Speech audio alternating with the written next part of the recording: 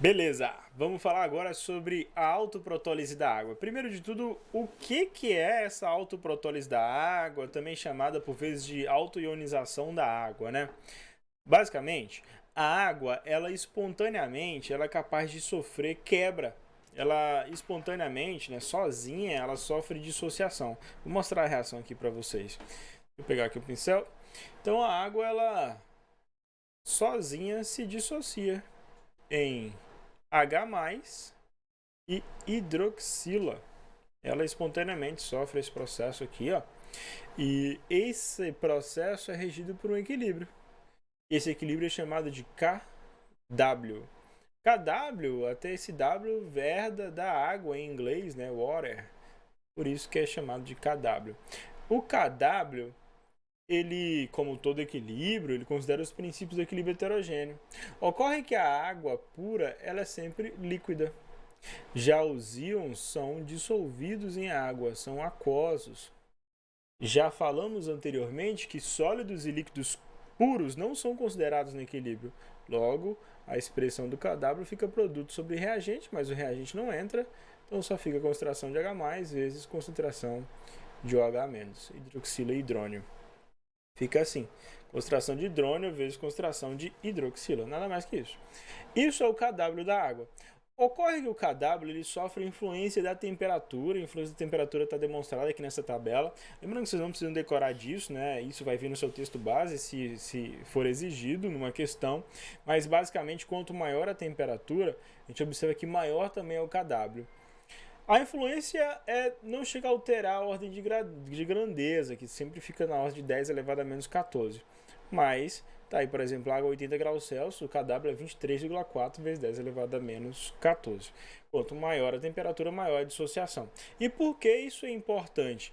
É porque a partir desse princípio do KW da água, que inclusive eu demonstrei também no fim do nosso módulo anterior, né, Ka vezes Kb e KW, é que é possível estruturar e dimensionar a escala de pH.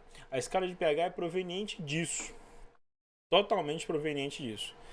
Mas antes de mais nada, o que é o pH? Né? O pH, existe uma premissa na simbologia química em que toda vez que aparece a letra P, significa menos log, também chamado por alguns autores do antilog. P é expresso assim, ó, como menos o log de alguma coisa. Existe pH e pOH, essencialmente é o que a gente vai estudar nessa parte. Existe pKa, pKb, basicamente toda vez que eu aplico o antilog de algo, se for de hidrogênio, é pH. Se for antilog da hidroxila, é pOH. E aí por diante. O pH é o potencial hidrogeniônico. Ele é dado como sendo menos o log da concentração de H+. O pOH é o potencial hidroxiliônico. Ele é o menos o log da concentração de hidroxila. E a escala de pH é que é amplamente abordada nas questões Enem, mas existem muitas questões sobre esse tema. E é bom conhecer um pouco dessa escala mais a fundo, é o que a gente vai focar nesse momento. Então aqui a gente tem uma ilustração que é bem representativa do que é a escala de pH. O primeiro princípio é que na escala de pH, o pH 7 ele é o pH neutro. Menor que 7 são pH de coisas, são pH, né, é o pH das coisas ácidas. Maior que 7 é o pH das coisas básicas, também chamadas alcalinas, tá? As coisas básicas ou alcalinas são sinônimos. Ok. O 7 é o pH da água que bebemos, da água potável. Um pouco abaixo de 7 vem o leite, depois vem a água da chuva, em torno de pH 5,5. O tomate, o vinagre são ácidos, o limão é ácido, a bateria, né, o ácido da bateria de automóveis, veículos grandes, é bem ácido, né, 0,8, ácido clorídrico puro, pH 0,1, o pH do nosso estômago ali em torno de 1,5, o pH da saliva é 5, enfim. Vamos agora falar das coisas básicas. O ovo, o pH é básico, 8,5, a soda cáustica é 9, diluída, sabonete pH é 10, lei de magnésio para controle da acidez estomacal, pH é 10,5, a amônia, né, como agente de limpeza e agente cosmético, pH em torno de 11, O cloro alvejante é pH 12,6, água sanitária, o pH é 13. Tá, então falamos mais ou menos sobre algumas aplicações do pH e tá vendo que tem uma escala de cores, essa escala de cores está diretamente relacionada aos indicadores de pH. E aqui eu proponho até um experimento, se vocês estiverem com tempo, se estiverem em casa, um experimento que é possível de ser feito em casa, que usa o repolho roxo. O repolho roxo é esse vegetal que está aqui ilustrado na imagem. Ele tem taninos na sua constituição e essas moléculas dos taninos servem como indicador de pH. Tudo que serve como indicador de pH são aquelas substâncias químicas, moléculas, geralmente sintéticas. Daqui a pouco eu falo para vocês mais sobre os indicadores.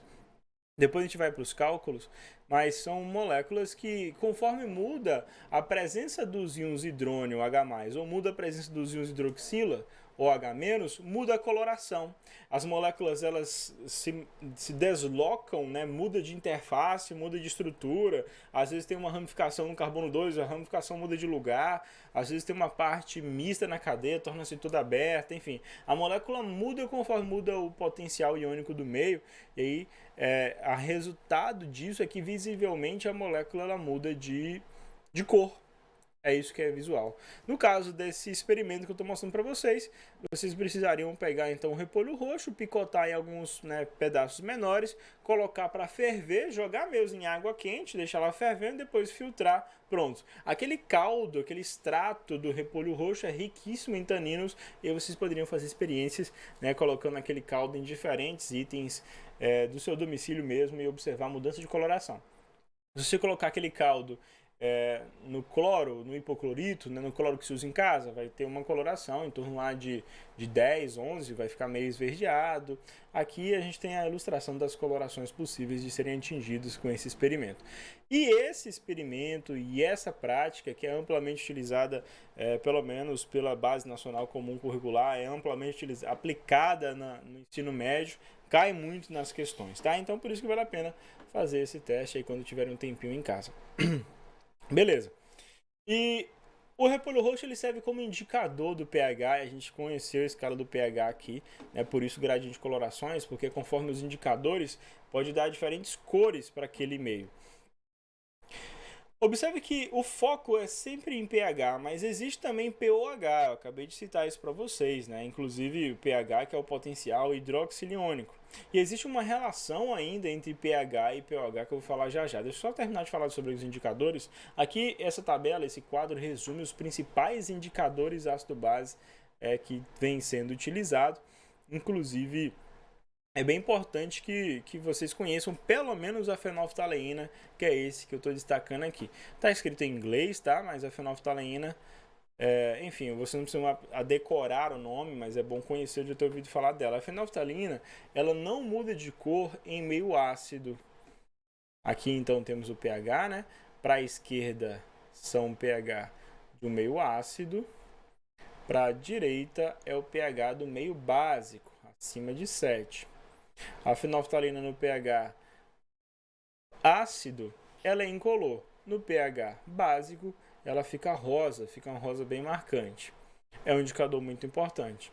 O repolho roxo que eu acabei de citar para vocês, ele serve mais ou menos como indicador universal.